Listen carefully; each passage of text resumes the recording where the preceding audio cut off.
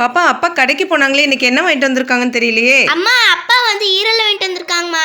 ஓ ஈரலா? Okay, இன்னைக்கு ஈரல்ல ஒரு gravy பண்ணிடுவோம். ஈரல் வாங்கியாச்சு. ஈரலை ஃபர்ஸ்ட் சுத்தமாக க்ளீன் பண்ணி எடுத்து வச்சுக்கோங்க. ஈரலோட ஆட்டு இதயமும் கொஞ்சம் இருக்கு. கடாயில் ஆயில் ஊற்றிட்டு கொஞ்சம் சோம்பு, பிரிஞ்சி இலை, பட்டை, நறுக்கி வச்ச வெங்காயம், 2 தக்காளியை பொடியாக நறுக்கி அதையும் சேர்த்து நல்லா வதக்கிடுங்க. தக்காளி கொஞ்சம் நல்லா மசிகிற அளவுக்கு வதக்குங்க.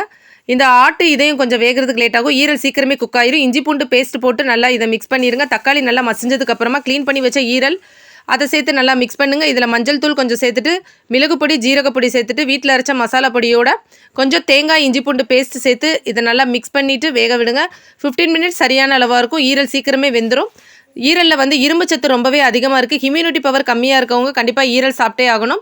ஹீமோக்ளோபினுடைய அளவை வந்து ஈரல் வந்து அதிகரிக்குது. ஸோ வீக்லி ஒன்ஸ் ஈரல் கண்டிப்பாக சாப்பிடுங்க. லாஸ்ட்டாக கொத்தமல்லி தலைகளை தூவி கிரேவி பதத்துக்கு வந்ததுக்கப்புறமா நீங்கள் எடுத்து சர்வ் பண்ணலாம். ஸோ இந்த வீடியோ உங்களுக்கு பிடிக்குன்னு நினைக்கிறேன். இதே மாதிரி நெக்ஸ்ட் வீடியோவில் பார்க்கலாம். See you, bye bye.